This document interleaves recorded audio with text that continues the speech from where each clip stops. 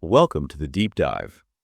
Today, we're tackling something really fundamental, archetypes. Mhm. Carl Jung, he saw these as universal patterns, symbols deep in our collective unconscious. Yeah, things like the hero, the shadow. Exactly, the anima and animus, the inner masculine and feminine, and the drive towards wholeness, the self. Right. And these aren't just, abstract concepts.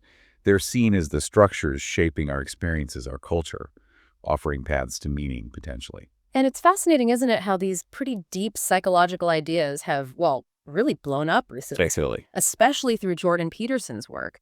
His books, Maps of Meaning, 12 Rules for Life, his online stuff, it's introduced Jungian terms to a huge audience. A massive audience, particularly, it seems, young men looking for some kind of direction. That seems to be a big part of it, yeah. Okay, so let's unpack this because this is where it gets tricky, right? Yeah. Our deep dive today is looking at Peterson's use of these archetypes. And there's an argument, a critique really, that it might be, well, what some are calling archetype abuse. Archetype abuse. Okay, what does that mean in this context? It suggests maybe a simplification, a misreading perhaps, even commercializing these really complex, nuanced ideas, turning them into these sort of rigid moral shoulds. And this idea of mythic determinism, like our lives are locked into these old patterns. Right, like you're destined to play out a certain mythic role. Exactly. Which brings us to the core question. Is Peterson offering a genuine doorway into Jung's world?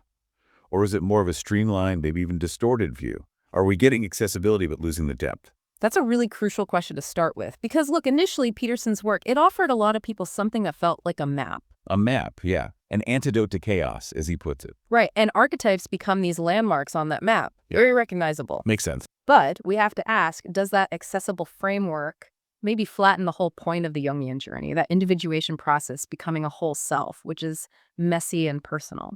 Is it a real gateway or more of a, prescribed detour? That's the tension. Right. So that's what we're digging into today. Our mission, really, is to tease out the key differences. Jung's original ideas versus Peterson's interpretations. Okay.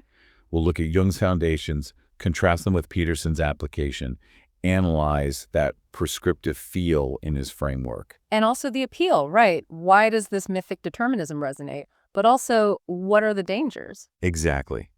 The appeal and the perils, especially for his audience, and we'll touch on the commercial side too, and what Jungian critics are saying. Sounds good. Where do we start? With Jung himself. Let's do it. We need that grounding in Jung's original thought first. Okay. So to really get the contrast with Peterson, we need Jung's foundation. And the absolute cornerstone is the collective unconscious. Right. Not just my unconscious stuff, but something bigger. Exactly. It's deeper, universal. Think of it like a shared psychic inheritance, full of fundamental human experiences, instincts, patterns passed down through history. Okay, our psychological bedrock, sort of.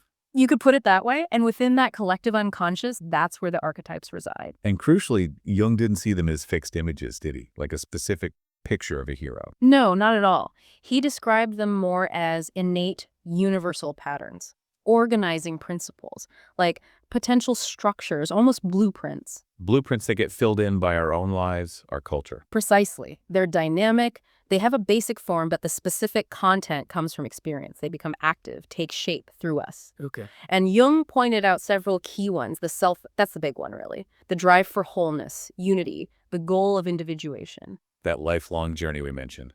Then there's the shadow. Ah, yes, the shadow, often just seen as the dark side. Yeah, but it's more complex than that, isn't it? Much more. It's all the stuff we repress, yes, weaknesses, unacceptable impulses, but it also holds energy, creativity, even positive stuff we've disowned. So integrating it, owning that stuff is vital, not just pushing it away. Absolutely crucial for becoming whole. You can't just ignore it or pretend it isn't there. Okay, what else? Anima and animus? Right? The contrasexual archetypes, anima, unconscious feminine in men, animus, unconscious masculine in women. Again, vital for balance, creativity, relating to others deeply. And the persona, Yeah. the mask we wear. Yep, our social face. Necessary for getting by in the world, but if you identify too much with it, You lose touch with your real self. exactly, you feel inauthentic. And then, of course, the The hero. one that gets a lot of airtime. It does. Mhm. In Jungian terms, the hero is about the ego's journey, right?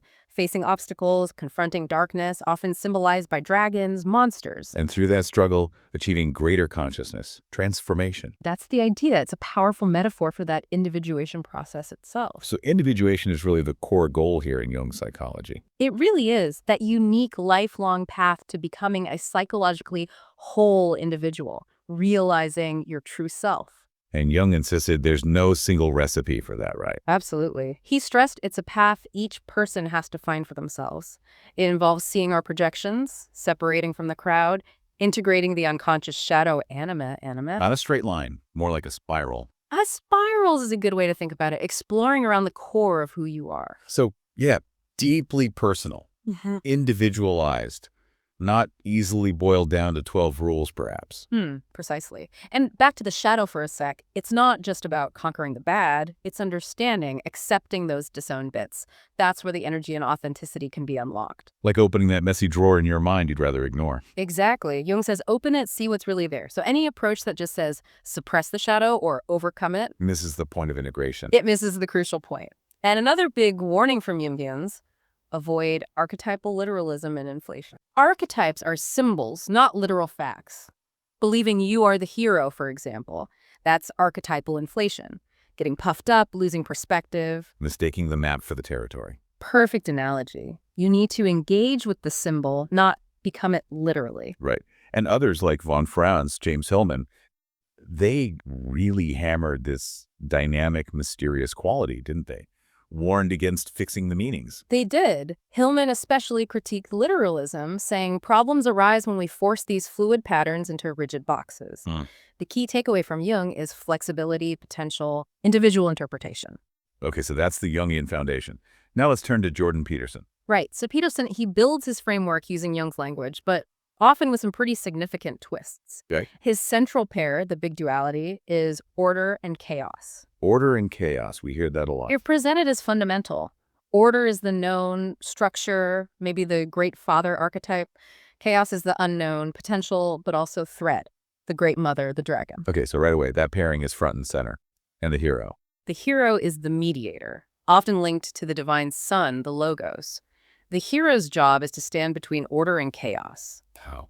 By confronting chaos. Exactly. Confronting the unknown, the dragon of chaos, and turning it into manageable order. Okay. Now, Jung talked about opposites too, but this feels starker, more antagonistic. That's a good way to put it. Jung emphasized holding the tension of opposites, finding balance. Peterson's emphasis often seems more like order against chaos, that call to slay the dragon of chaos. Rather than integrating it, Jung saw chaos, the unknown, as a source of creativity too, right? Not just threat. Precisely. It's the source of the new. Yeah. Peterson's framing can feel more like conquest than balance or integration. And this binary seems to map onto gender sometimes in his work. Order as masculine, chaos as feminine. It often does seem to carry that association.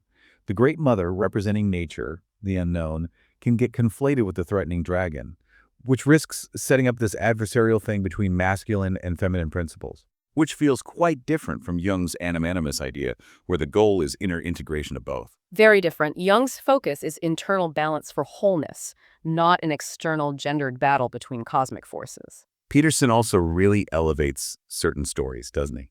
The hero's journey becomes the model. Yes, he suggests pretty much everyone's life fits that heroic template, and he interprets biblical stories, myths, as these fundamental archetypal dramas.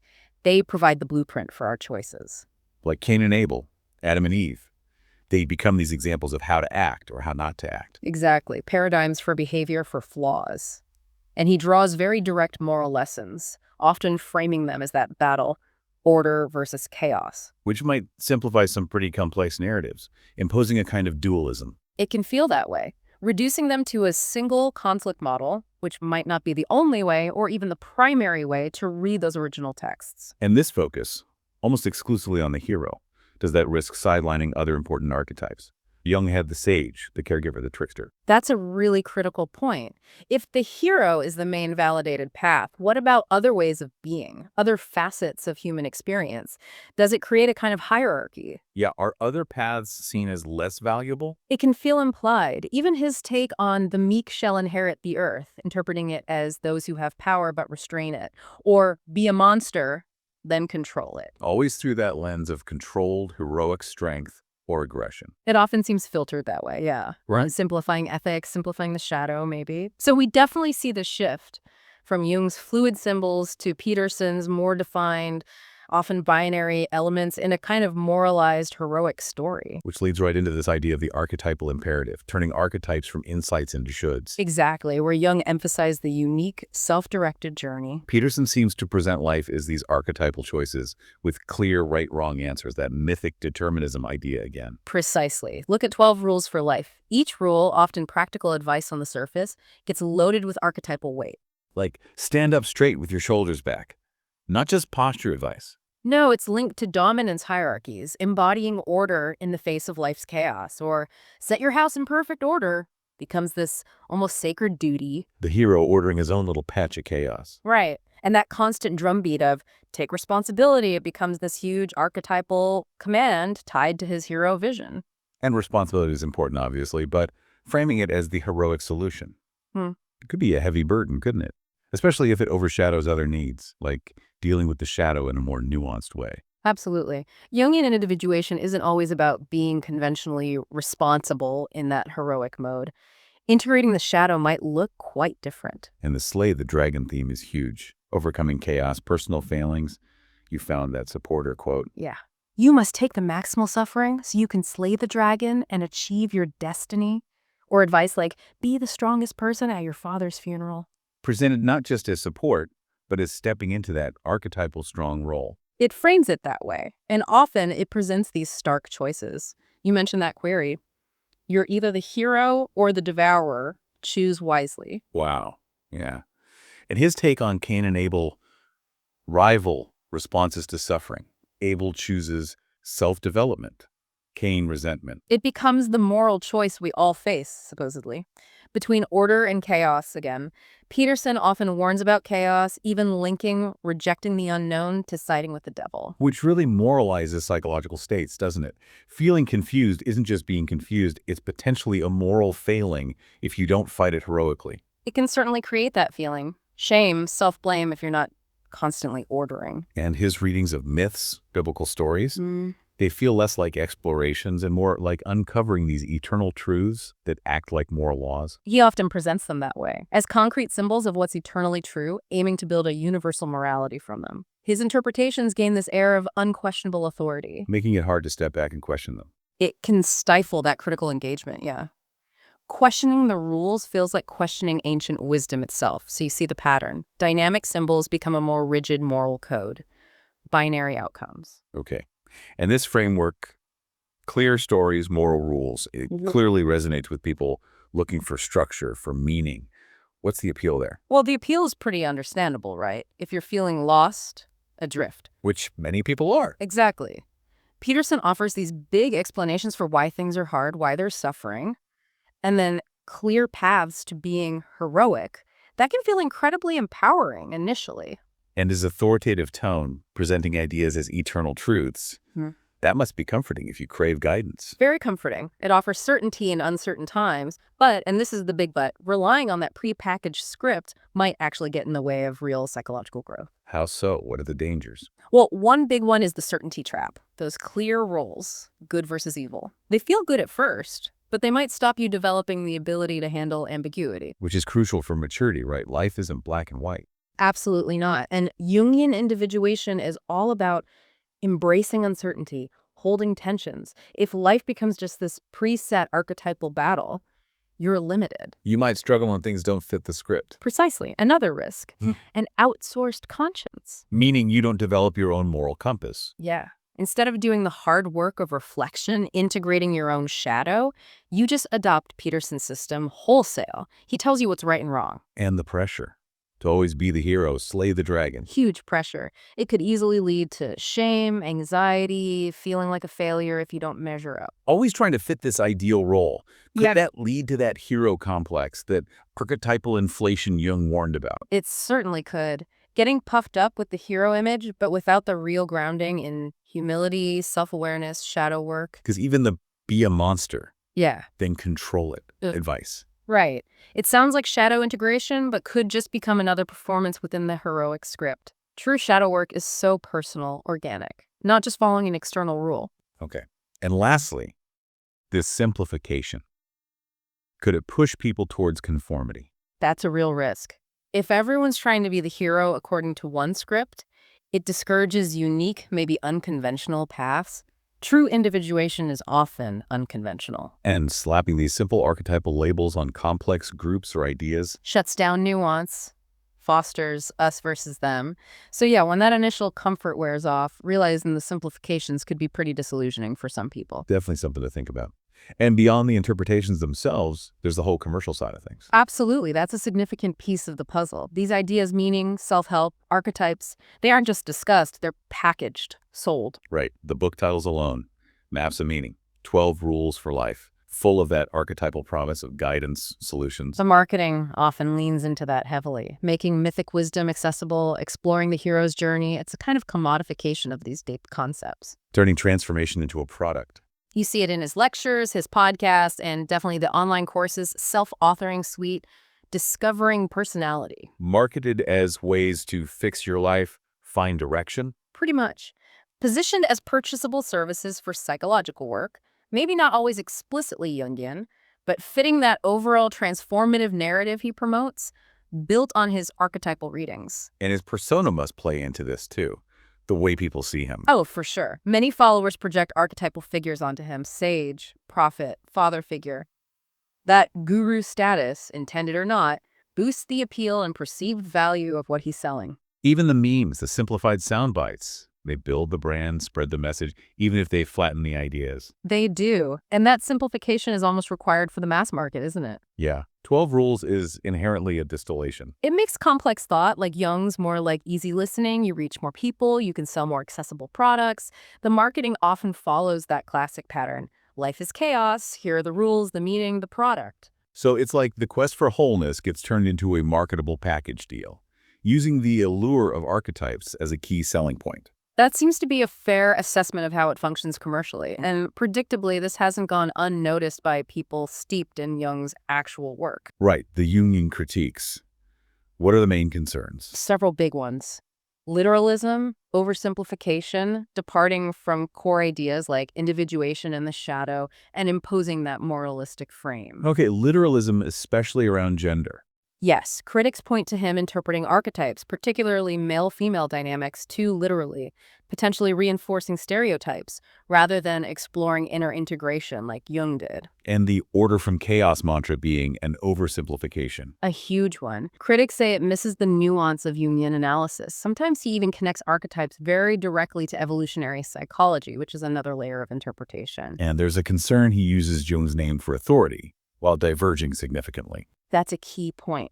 People might think they're getting pure Jungian wisdom through Peterson without realizing the differences in his shoulds and interpretations. And we talked about individuation and the shadow, major points of difference. Definitely. His focus on control, overcoming the monster, feels quite different from Jung's emphasis on integrating the shadow's complexity, the good and bad for wholeness. How does his approach stack up against other major Jungian thinkers, like von Franz? Well, Marie-Louise von Franz really stressed the mystery, the dynamism of archetypes.